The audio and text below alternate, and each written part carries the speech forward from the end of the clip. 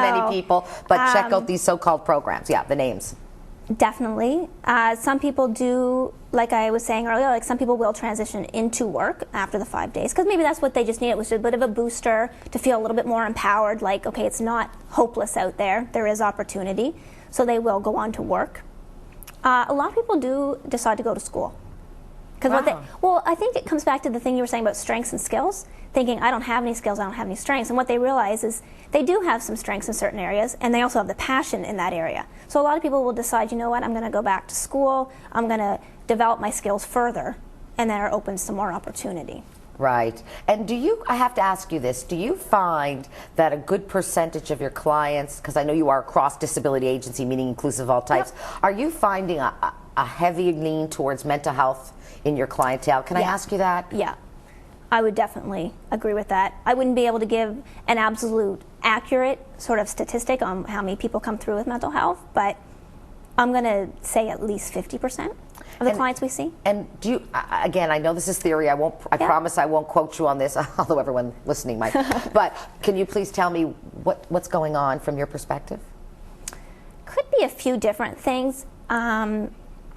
Maybe because people are feeling a little bit more comfortable disclosing now that they are living with mental health, maybe because there are a bit more resources. And, you know, I know reachAbility, one of the things we like to do is we do like to really advocate on behalf of mental health. So it might be, you know, a little bit more of that. It's definitely what we're seeing, though.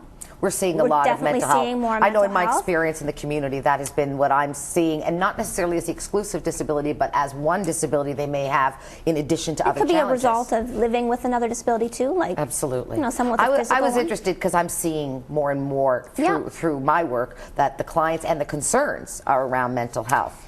Yes. So what I'm going to do is use that as a fantastic segue to read our news of the day and our poll. And just before I say goodbye, Natasha, I wanted you to also, you know, maybe weigh in on this. But I wanted to first read our news today, which is a recently released report by the Chief Public Health Officer of Canada, says that international data suggests that more than 15% of children may be experiencing symptoms of a mental disorder.